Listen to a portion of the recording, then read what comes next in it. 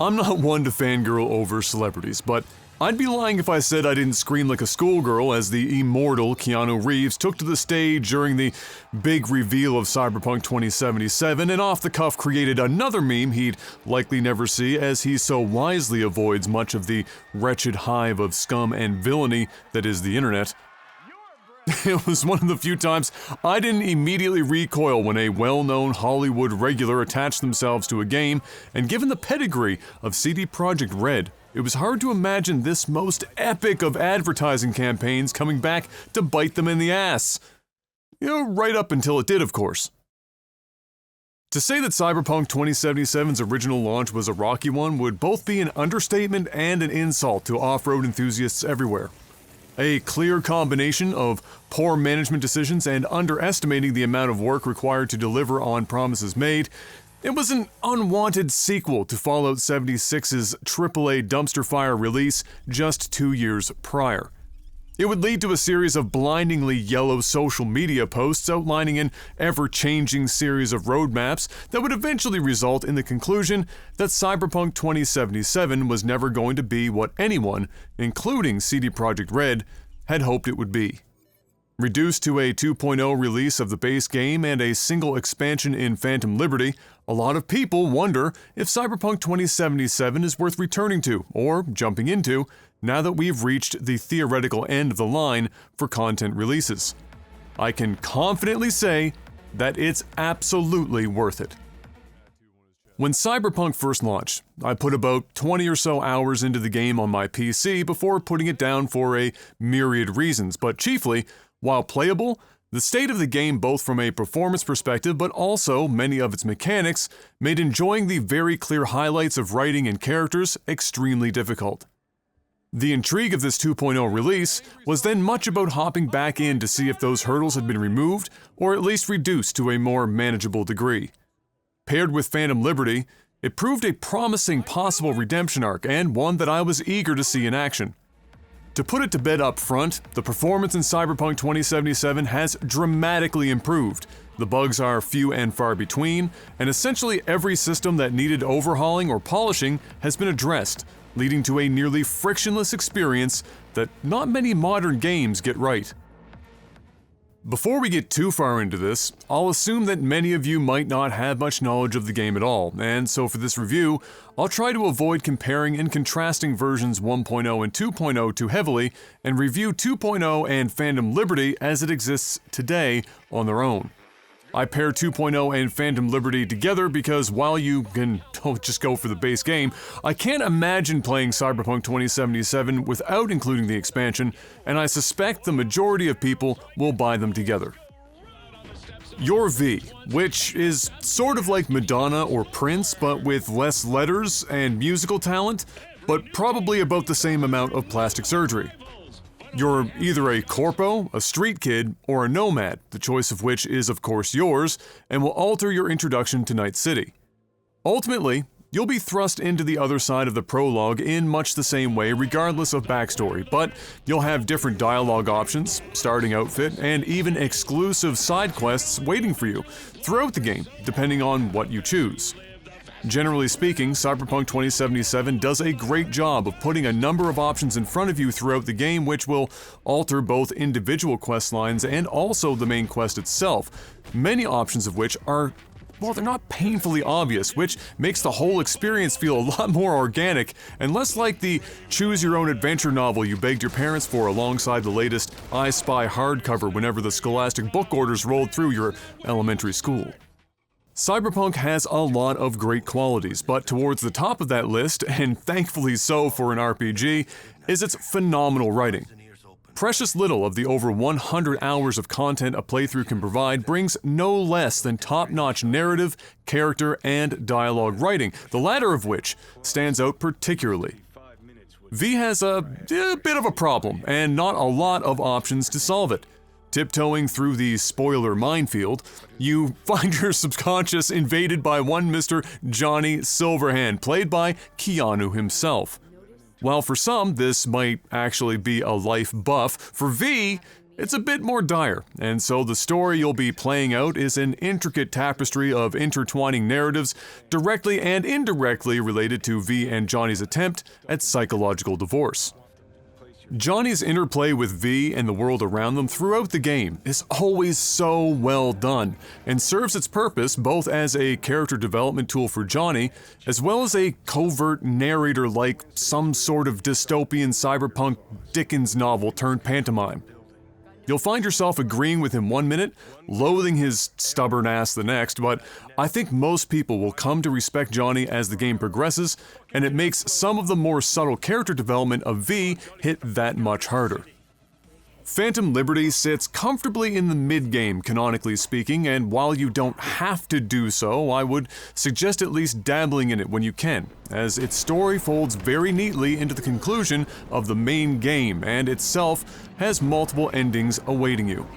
I really enjoyed the Phantom Liberty content, and I would argue that the ending, at least the one I got, was more satisfying than the base game's conclusion, though that's mostly due to how open-ended they've left things for the now-announced sequel. Keanu's Johnny isn't the only character you'll be spending a lot of time with, and he's also not alone in how great a character he is either.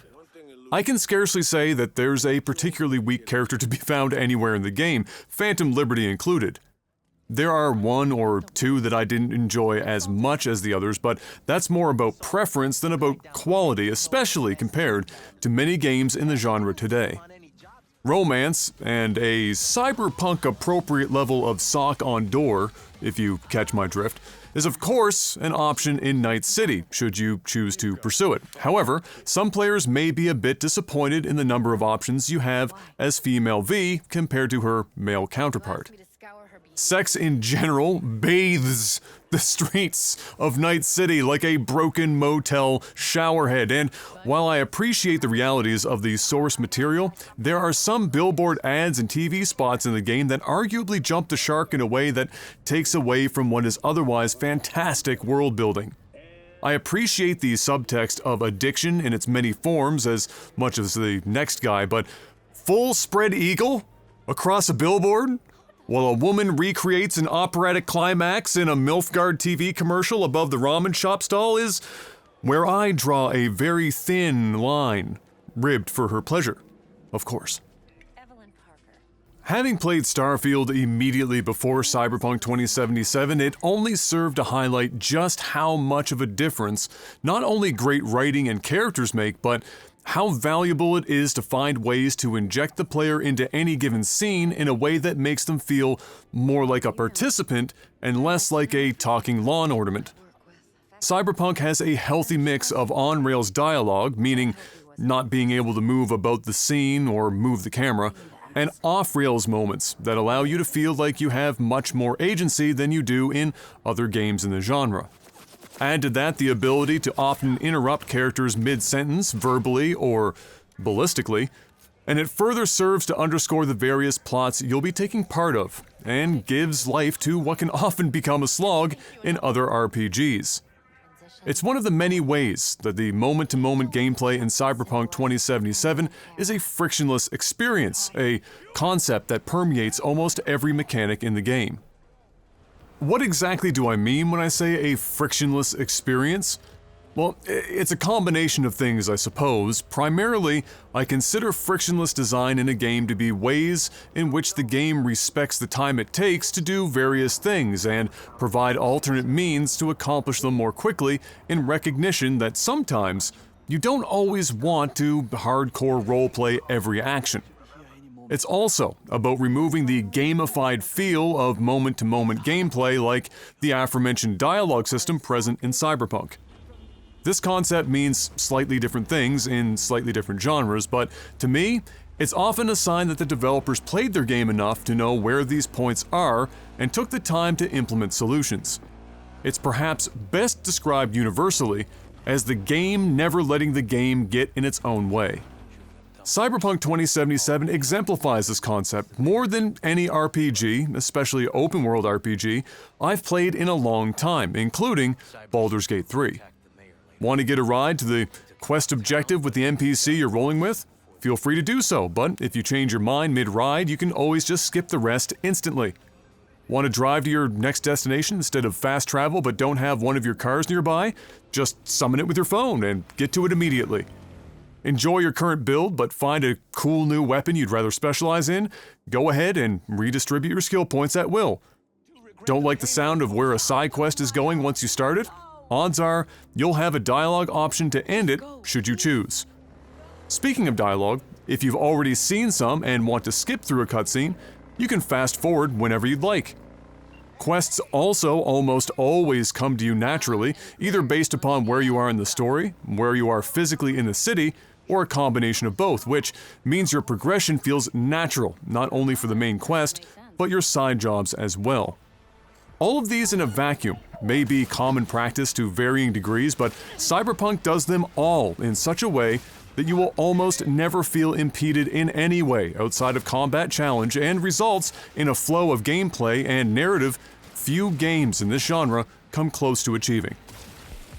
Combat and your skill progression are arguably the most reworked aspects of 2.0 from the game's release. Without getting into needless detail, the skill system has been streamlined and feels much better than before.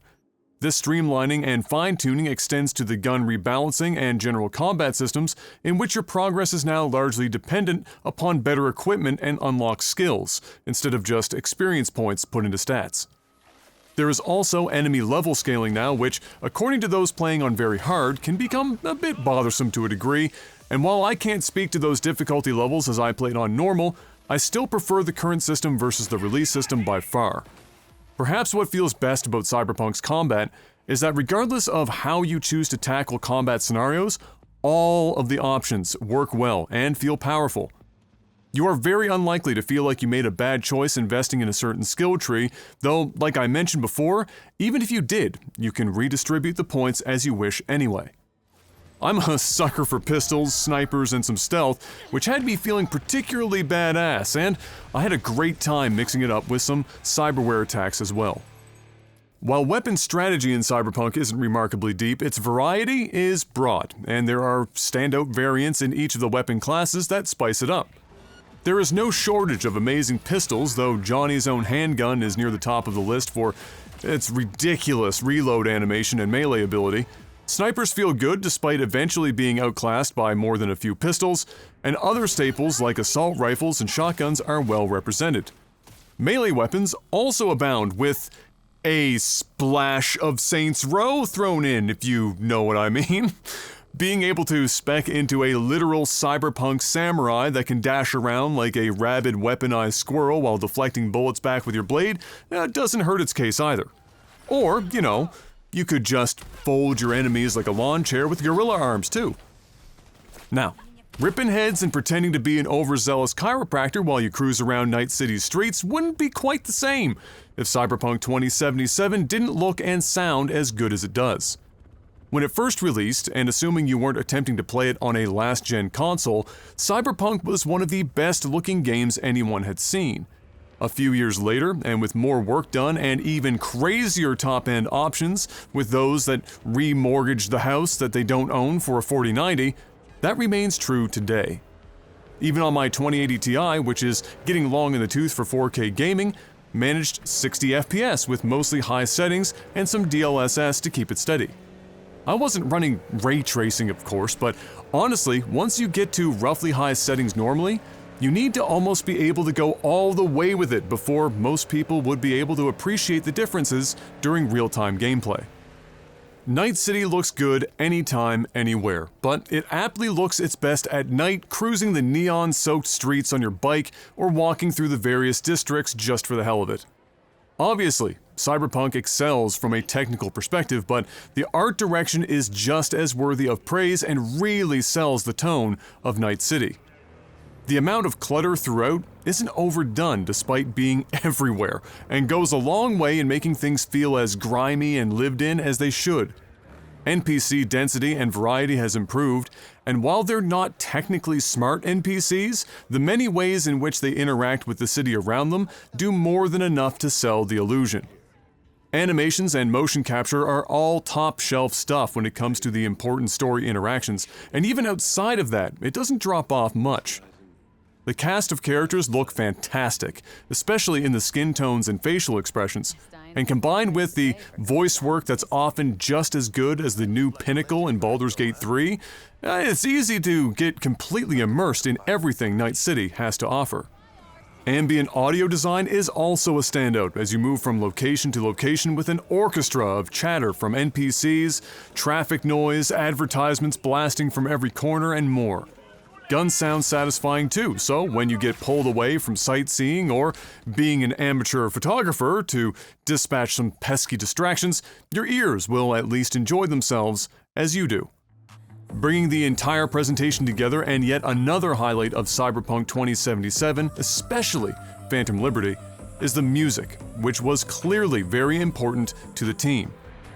Many of the high points in the story are brought to a fever pitch with a hard-hitting soundtrack that gets your blood pumping when it needs to and brings you back to Earth when it suits the story.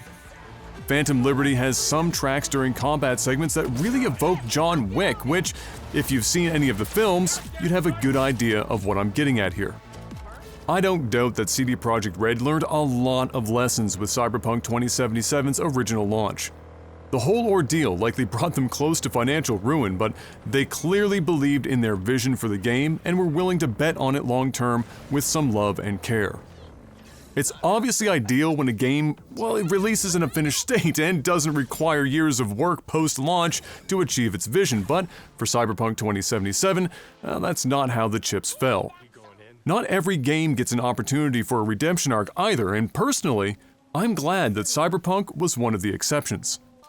There are few games in this generation that can match its writing, its characters, its one-two punch of bleeding-edge visuals and stellar art direction and audio presentation. It's a game that pulls you in, gets you hooked, and keeps you immersed from start to finish. Whether this will be your first time playing or you're a returning player, Cyberpunk 2077 2.0 and Phantom Liberty represent a complete RPG package you'll be hard-pressed to find anywhere else. Hey everyone, thanks for watching. If you enjoyed this video, make sure you give it a like, subscribe to our channel, and hit the bell icon so you're notified when new content arrives. Want to support Critical Hit more directly? Visit us at patreon.com/criticalhit with a Q to do just that and help us stay as ad-free as we can be. Thanks again, and we'll see you on the next one.